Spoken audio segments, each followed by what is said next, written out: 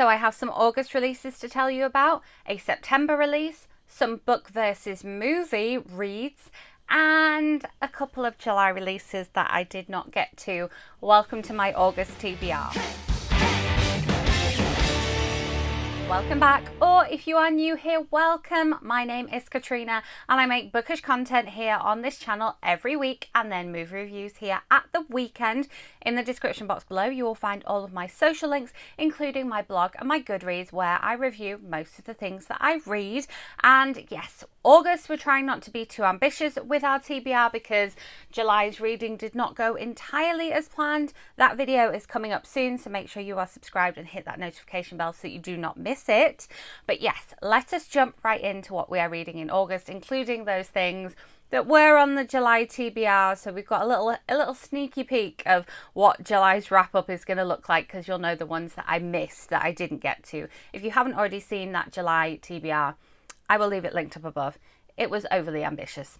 We're going to try and go a little bit more low key on this one. So let's talk about some August releases. We have, first of all, coming out on the 3rd of August in the US, If the Shoe Fits by Julie Murphy, which is the start of a new adult series from her. And this is apparently a Disney approved Cinderella retelling. So I am excited to jump into this one. I do have a hold on the audiobook with my library, so hopefully listening to this one on audio very, very soon. If not, already by the time that you watch this video. Very exciting. Then we have an August release that is also a book versus movie. We have, of course, The Kissing Booth 3, One Last Time.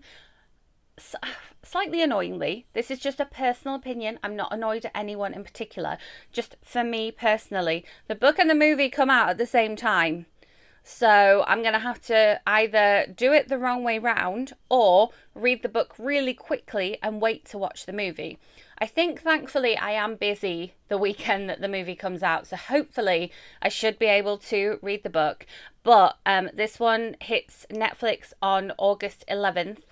And it says on Amazon that the book comes out on August 12th. I think that's right, but correct me if I'm wrong. That's where I'm getting my news from right now.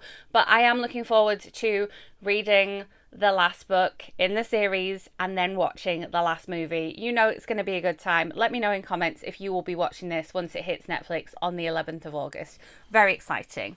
And then one final August release that I think has been on my TBR for the last 3 times, so I'm sorry if I'm repeating myself here, but I really do want to read it and I really am hoping to get to it as soon as possible. We have Three's a Crowd by Simon Booker, which is an adult rom-com coming out here in the UK on the 24th of August. So fingers crossed we get to that one.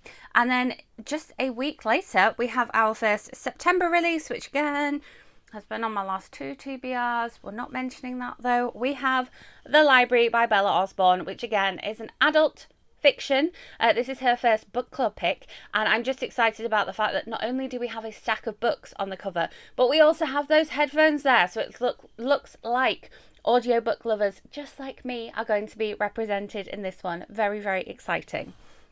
So then we have 2 book versus movies coming out this month. Not only do we have The Kissing Booth 3 by Beth Reekles, but we also have the Netflix adaptation of The Last Letter from Your Lover by Jojo Moyes. I have every Jojo Moyes novel on my Audible, except for this one, apparently. I don't know how this one slipped through my fingers. I was also convinced that I had already read it. Apparently, looking at my Goodreads, I have not. I've read most Jojo Moyes books, but not this one. So this one hits Netflix in the UK on the 6th of August, so this Friday. If you are lucky enough to be in the US, it has already been on Netflix US since, I think, 23rd of July. I specifically didn't watch it because I thought, oh, I'll watch it when I get home, and then got here and found out that it wasn't on Netflix here. So could easily have watched this on my flight over. Did not. Made that mistake. But that means that I will definitely read the book first before watching it. So we'll be buying the audio of this one so that I can listen to it and then watch the movie and bring the comparison to you here. I love making book versus movie videos. I will leave my playlist linked up above or in the end screen, and you need to make sure that you are subscribed so you don't miss those 2 book versus movie videos coming your way very soon. I have got plans for others in the works, so hit that notification bell so that you don't miss those. And then I have a couple of July releases, well, not July releases, but July books that were on my TBR that I was very excited about reading that I just did not get to. We have Malibu Rising by Taylor Jenkins Reid. I feel like I'm the only person that has not read this one yet, so we'll be reading that one very soon. I have the audio of it.